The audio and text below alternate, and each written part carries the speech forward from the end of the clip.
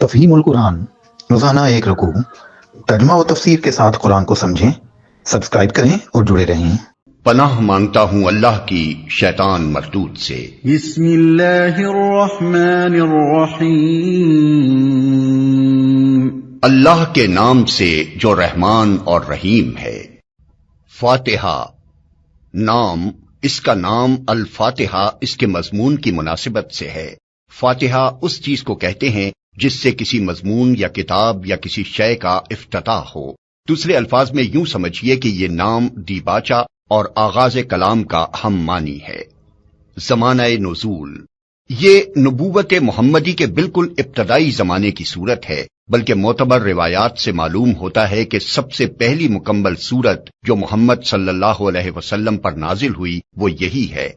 इससे पहले सिर्फ मुतफर्रिक आयात नाजिल हुई थीं जो सूरह अलक, सूरह मुजम्मिल और सूरह मुदस्सिर वगैरह में शामिल हैं। मजमून, दरअसल ये सूरा एक दुआ है जो खुदा ने हर उस इंसान को सिखाई है जो उसकी किताब का मुतालिया शुरू कर रहा हो। किताब की इब्तदा में इसको रखने का मतलब यह है कि अगर तुम वाकई इस किताब से फायदा उठाना चाहते हो तो पहले खुदावंदे आलम से ये दुआ करो। इंसान फितरतन दुआ उसी चीज की किया करता है जिसकी तलब और ख्वाहिश उसके दिल में होती है, और उसी सूरत में करता है जबकि उसे ये एहसास हो कि उसकी मतलूब चीज उस हस्ती के इख्तियार में है जिससे वो दुआ कर रहा है।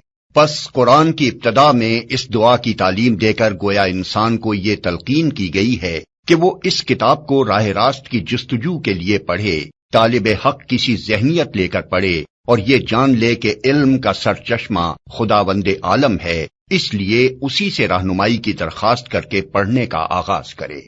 इस मजमून को समझ लेने के बाद ये बात खुद वाज़ेह हो जाती है कि कुरान और सूरह फातिहा के दरमियान हकीकी ताल्लुक किताब और इसके मुकदमे का सा नहीं बल्कि दुआ और जवाब दुआ का सा है। सूरह फातिहा एक दुआ है बंदे की जानिब से और कुरान उसका जवाब है खुदा की जानिब से। बंदा दुआ करता है कि ए परवरदिगार मेरी रहनुमाई कर, जवाब में परवरदिगार पूरा कुरान उसके सामने रख देता है कि ये है वो हिदायत और रहनुमाई जिसकी दरखास्त तूने मुझसे की है। अगर आपको ये वीडियो पसंद आई हो तो उसे लाइक करें, दूसरों तक पहुंचाने के लिए शेयर करें और मजीद ऐसी ही मालूमाती वीडियोस के लिए हमारे चैनल अब्दुल मालिक हाशमी को सब्सक्राइब जरूर करें।